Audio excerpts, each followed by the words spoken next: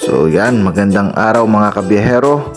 Andito ngayon tayo sa Sablayan Prison and Penal Farm, dito sa kulungan dito sa Sablayan.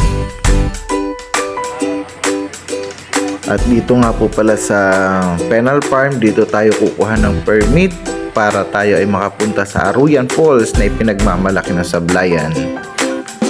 Alam niyo po mga kabiyahero, itong traktora na sinakyan natin papunta ng Aruyan Falls ay hinanap pa natin kasi yung sa Penal Farm na pinarerent para makapunta doon na traktora ay nasira, under maintenance. So ayun, napilitan kami maghanap, kaya almost 1 hour kami naghahanap ng traktora para masakyan namin papunta ng Aruyan Falls. And then ang rent nga po pala namin dito sa traktora ay 1,500 pesos. Round trip na po yon, balikan. So ayan, diretso na po tayo. Magta-travel tayo siguro ng around 1 to 1.5 hour na travel, depende po sa bilis ng traktora at sa hirap ng daan. So tara, diretso na tayo.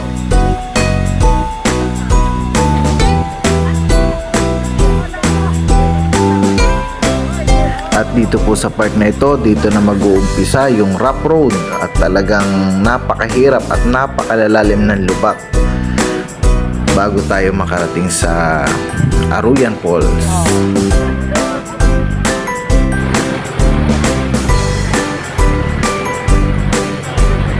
At ayan, kita nyo naman talagang putikan, matubig at malalalim yung lubak ng aming dinadaanan.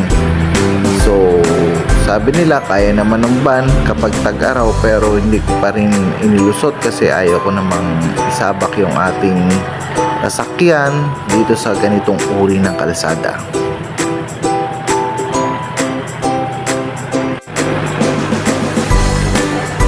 So ayan nga, sa hirap ng kalsada, mas minabuti ng ating operator ng traktora na sa palayan na lang dumaan kasi hindi masyadong malubak kaysa sa kalsada na sobrang lalalim ng lubak at talaga namang pagiwang-gewang ng traktora.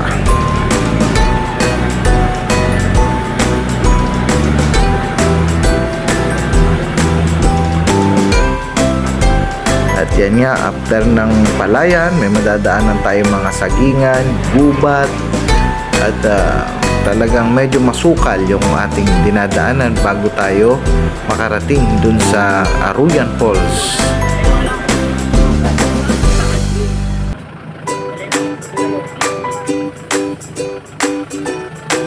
Likod po, likod.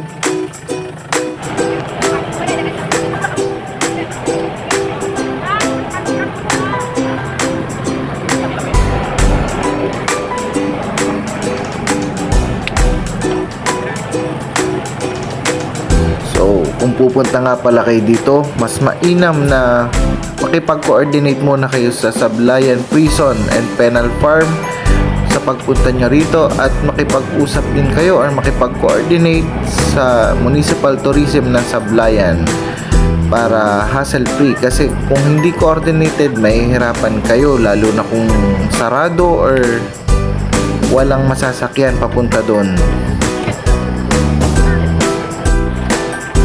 At ito na nga, malapit na tayo.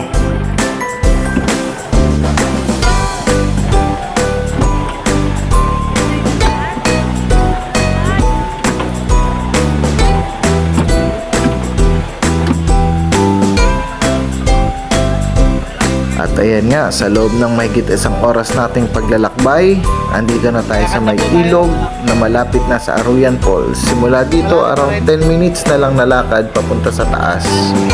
At makikita nyo na ang napakagandang Aruyan Falls. So ayan, hanggang dito na lang ang traktora kasi hindi nakakayanin ng traktora papunta sa taas kasi napakahirap na ng magiging daan. Makikita nyo maya-maya, napakalalim ng kaliwang parte ng kalsada. So hindi na siya makakaakyat. Hindi nakakayanin.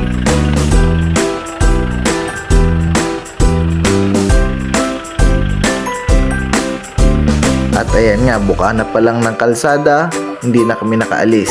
So stock up na kami dyan. So hanggang dyan na lang ang traktora, maglalakad na kami dyan papunta sa Aruyan Falls. Ayan nga, ayan, kita nyo naman, hindi na talaga kakayanin yan kasi nakaangat ang kabilang gulong.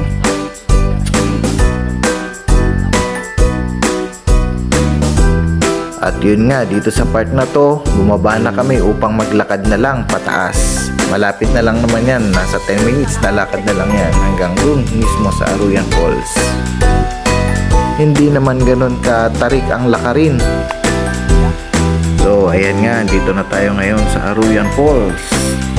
Nakarating din tayo sa loob ng ilang minuto na paglalakad. At ayan, makikita nyo, ang lalaki ng mga puno dito, napakatataas yan. Kaya medyo delikadong magpalipad ng drone. Then ayan nga, konting lakad na lang at nasa main part na tayo ng Aruyan Falls. At ito na nga, finally, andito na tayo sa taas ng Aruyan Falls.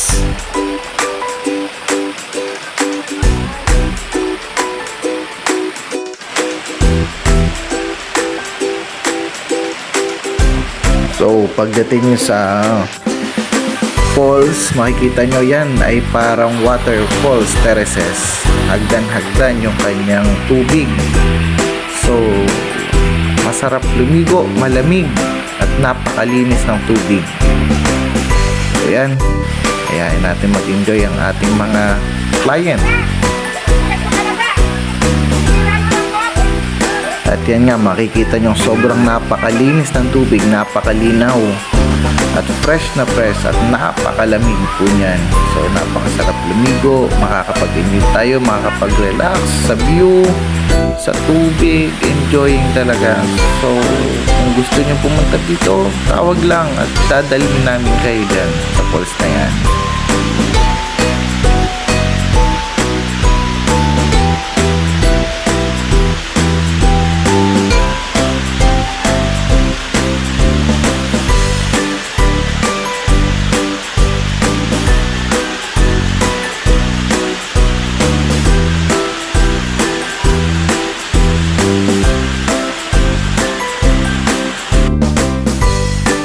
And ayan nga po, matapos mag-enjoy, mag-relax. So, pauwi na po tayo, pabalik na tayo ng Penal Farm. Then ayan, sasakay na ulit tayo ng traktora, pabalik.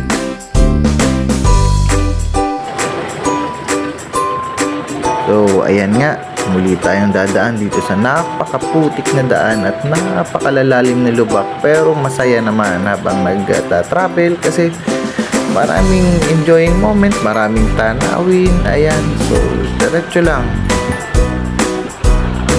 So ayun, kung gusto nyo pumasyal dito sa Aruyan Falls, dito sa Sablayan, kontakin nyo lang si Miss Aiza sa R&A Travel and Tours, your trusted travel partner.